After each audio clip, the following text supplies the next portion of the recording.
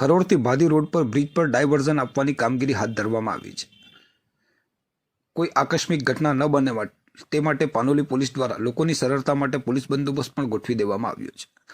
અંકલેશ્વર તાલુકાના ખરોડથી ભાદી રોડ પર બ્રિજ પર તિરાડ પડી હોવાથી અવરજવર કરતા સૌથી વધારે ભાદી ગામના લોકો પ્રભાવિત થવા પામ્યા છે। વાહન ચાલકોથી વ્યસ્ત રહેતા આમલા ખાડી પર 1980ના વર્ષમાં બનેલ જૂના બ્રિજમાં તિરાડ પડી હોવાની મામલતદાર અંકલેશ્વરને જાગૃત નાગરિક અને ભાદી ગામના લોકો દ્વારા મામલતદાર અંકલેશ્વર કરણસિંહ રાજપૂતને જાણ કરી હતી, જેથી હાઈવે સ્ટેટ પંચાયતને જાણ થતાં સ્ટેટ હાઈવે પંચાયત વિભાગના ડેપ્યુટી ઇજનેર આર આશિષ બોરડા અંકલેશ્વર દ્વારા બ્રિજનું સ્થળ નિરીક્ષણ કર્યું હતું અને આ રોડ પરથી ઔદ્યોગિક વસાહતમાં આવન જાવન કરતા મોટા નોકરિયાત વર્ગ અને ભાદી ગામના લોકોને અસર ન પહોંચે તે માટે હાઈવે સ્ટેટ પંચાયતના સુપરવિઝન હેઠળ તાત્કાલિક ડાયવર્ઝન આપવાની કામગીરી હાથ ધરવામાં આવી હતી, જેને પગલે વાહન ચાલકોને ટૂંકા દિવસમાં ફેરવવામાંથી છુટકારો મળશે। જ્યારે ભાદી રોડ પર આમલાખાડી બ્રિજનો સ્પાન વધુને વધુ બેસી રહ્યો હોય અને તિરાડ મોટી થઈ રહી છે, જે ગમે ત્યારે ધરાશાયી થાય તેમ છે। પાનોલી પોલીસ સ્ટેશન દ્વારા પોલીસ બંદોબસ્ત ગોઠવી દેવામાં આવ્યો હતો। વાહન ચાલકો હાલ ભાદીથી ખરોડ તરફ ખેતરાળી રસ્તા પરના ધોળિયા રસ્તાનો ઉપયોગ કરી રહ્યા છે, જોકે હાઈવે સ્ટેટ પંચાયત વિભાગ દ્વારા ડાયવર્ઝનની તાત્કાલિક કામગીરી શરૂ કરી દેવામાં આવી છે અને તે ટૂંક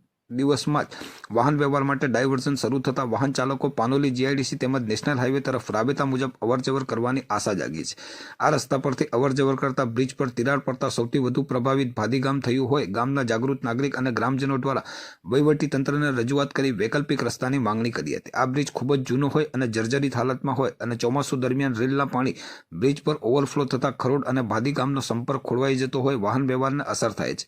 ભાદી ગ્રામ પંચાયત દ્વારા અગાઉ વહીવટી તંત્રને આ બ્રિજનું નિર્માણ કરવા અને ઊંચો બનાવવા રજૂઆત કરી હતી, ત્યારે હવે આ જર્જરિત બનેલા બ્રિજને ડિમોલાઇઝ કરીને હાલમાં વાહન ચાલકોને તકલીફ ન પડે તે માટે તાત્કાલિક વૈકલ્પિક વ્યવસ્થા કરી ડાયવર્ઝનની કામગીરી શરૂ કરી દેવામાં આવી હતી। પાનોલી પોલીસ સ્ટેશન દ્વારા કોઈ આકસ્મિક ઘટના ન બને તે માટે પોલીસ બંદોબસ્ત ગોઠવી દેવામાં આવ્યો હતો।